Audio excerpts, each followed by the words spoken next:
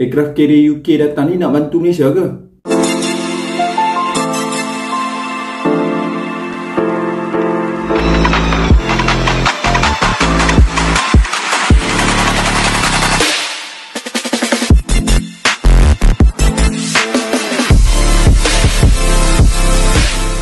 Assalamualaikum dan selamat sejahtera. Aku Fakin Tokai. Welcome to my channel. Kita sembang santai cerita tentang tentera.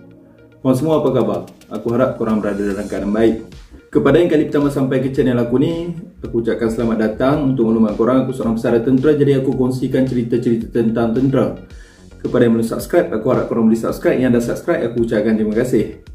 Baru-baru ni aku ada kongsikan berita tentang ketibaan aircraft carrier daripada UK, iaitu HMS Queen Elizabeth dan Carrier Strike Group 21 ke perairan Selat Melaka, diikuti dengan latihan bersama Tentera Laut Jelajah Malaysia.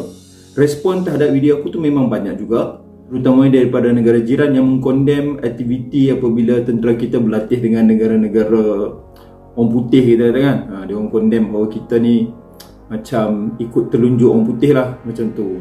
Tapi yang agak mengecewakan aku, ada juga komen-komen daripada orang Malaysia sendiri yang kata nak kembali dijajah ke. Jadi dalam video ni aku nak terangkan apa hubungan yang Malaysia ada dengan UK sehingga UK nak bantu Malaysia ni. Sebelum aku terangkan lebih lanjut, sebenarnya pada dunia moden hari ni, semua negara mempunyai hubungan dengan negara yang lain. Hubungan dari segi politik, hubungan perdagangan, hubungan untuk eksplorasi, dan dalam kes ni hubungan pertahanan. Jadi kalau orang yang ingat kalau kita mempunyai hubungan pertahanan dengan UK ni sebagai satu bentuk penjajahan, bagi aku tak betul lah. Sebab banyak lagi bentuk hubungan yang ada dengan negara-negara lain. Hinggakan setiap benda yang masuk ke negara kita ni, yang diimport tu dan dieksport adalah kesan daripada hubungan dengan negara luar. Kalau tak ada hubungan dengan negara luar, kita tak boleh bawa masuk barang luar, barang kita pun tak boleh keluar. Semudah itu. Okey, aku teruskan dengan hubungan pertahanan yang kita ada dengan UK.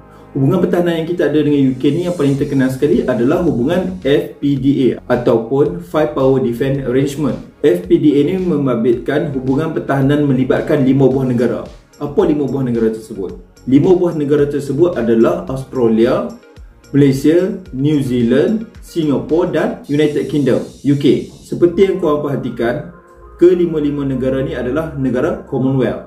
Jadi kita singkap sedikit sejarah sehingga tertubuhnya FPDA ni. Kita sedia maklum negara kita ni merdeka daripada jajahan UK ataupun pihak British ni lah. Jadi apabila kita merdeka daripada jajahan British ataupun UK, maka satu perjanjian di antara Malaya pada masa itu dengan UK telah diadakan. Perjanjian pertahanan ini dipanggil AMDA. AMDA, AMDA, Anglo-Malayan Defence Arrangement. AMDA ni diadakan bertujuan untuk membantu Malaya yang pada ketika itu baru merdeka. Jadi dengan adanya perjanjian AMDA ni, UK bersetuju untuk membantu kita dari segi pertahanan sekiranya berlaku sebarang ancaman, memandangkan kita adalah sebuah negara yang baru merdeka dan belum stabil lagi. Perjanjian ini juga telah melibatkan 2 negara lain, iaitu Australia dan juga New Zealand. Ketiga-tiga buah negara dalam perjanjian ini, iaitu UK, Australia dan juga New Zealand, memang telah membantu kita melalui perjanjian AMDA ni pada zaman dahulu. Antara ancaman yang pernah mereka bantu kita adalah ancaman pengganas komunis pada peringkat awal. Dan seterusnya adalah ketika konfrontasi kita dengan Indonesia apabila kita nak menubuhkan gagasan Malaysia. Walau bagaimanapun, AMDA ni telah dihentikan apabila tentera British telah menarik balik tenteranya daripada terusan Suez pada tahun 1967. Jadi pada ketika itu gagasan Malaysia telah pun dibentuk dan Singapura pun dah keluar daripada gagasan Malaysia dan membentuk negara baru. Jadi satu perjanjian baru telah pun dibentuk dan dipanggil FPDA, Five Power Defence Arrangement, yang melibatkan 5 buah negara yang aku sebutkan tadi, iaitu Australia, Malaysia, New Zealand, Singapura dan UK. Inilah 5 negara yang membentuk FPDA pada tahun 1971. Kandungan perjanjian FPDA ini secara ringkasnya menyatakan kelima-lima negara bersetuju untuk membantu jika negara Malaysia ataupun Singapura mengalami ancaman.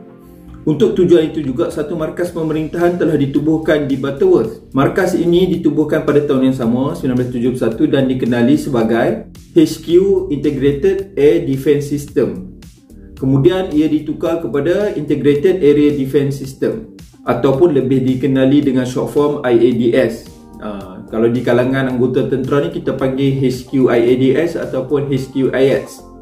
Keanggotaan HQ IADS ni terdiri daripada ketiga-tiga perkhidmatan lah, darat, laut, udara pun daripada tentera kita ada, dan wakil setiap negara pun ada, Singapura, Australia, UK, New Zealand, dan diperintah oleh seorang komander berpangkat Air Vice Marshal. Air Vice Marshal ni berpangkat 2 bintang lah, General 2 bintang daripada tentera udara Australia. Memandangkan FPDA ni dimeterai pada tahun 1971, jadi pada tahun ini 2021, maka genaplah 50 tahun perjanjian FPDA. Dan sejak perjanjian ini dimeterai 50 tahun dulu, dah pelbagai latihan bersama yang dibuat oleh tentera ke-55 buah negara ni, sama ada di Malaysia, di Singapura, di Australia dan di New Zealand. Kalau kita pernah dengar tentera kita pergi buat latihan di Singapura, di New Zealand, di Australia, ataupun tentera-tentera daripada negara ni datang ke negara kita untuk berlatih, itu adalah sebahagian daripada latihan yang melibatkan FPDA. Yang biasa aku dengar pada zaman aku duduk dalam tentera dulu, bersama Lima, bersama SHIELD. Kalau tak buat perang, kita buat simulasi. Duduk dalam bilik kan, ada komputer, buat simulator perang. Macam-macam boleh buat. Jadi menjawab soalan, UK ni bantu kita ke, nak janjah kita ke, sebenarnya ia adalah satu perjanjian pertahanan yang mana UK dan beberapa buah negara lain akan membantu kita jika berlaku konflik. Nak aku katakan bahawa kehadiran aircraft carrier UKCSG-21 ni semata-mata kerana FPDA, aku rasa tak. Sebab aircraft carrier UK ni dalam rangka operasi sama juga macam Amerika punya Carrier Strike Group daripada 7 Fleet. Dia tengah buat satu rondaan mengelilingi dunia atas tujuan keamanan lah. Kita tahu negara-negara kuasa besar ni semua ke arah keamanan. Kalau kau tanya China sekalipun, dia kata untuk keamanan. Jadi itulah serba sedikit penerangan daripada aku berkaitan isu semasa berkait dengan kehadiran aircraft carrier UK ke perairan Laut Cina Selatan dan perairan kita lah. Aku harap korang berpuas hati dengan penerangan aku ni. Jika ada sebarang persoalan, korang boleh type di ruangan komen. Aku akan cuba jawab dengan sebaik mungkin. Sampai di sini saja video aku untuk kali ini. Sekali lagi, kepada yang belum subscribe, aku harap korang boleh subscribe. Aku ada kongsikan video yang baru setiap minggu.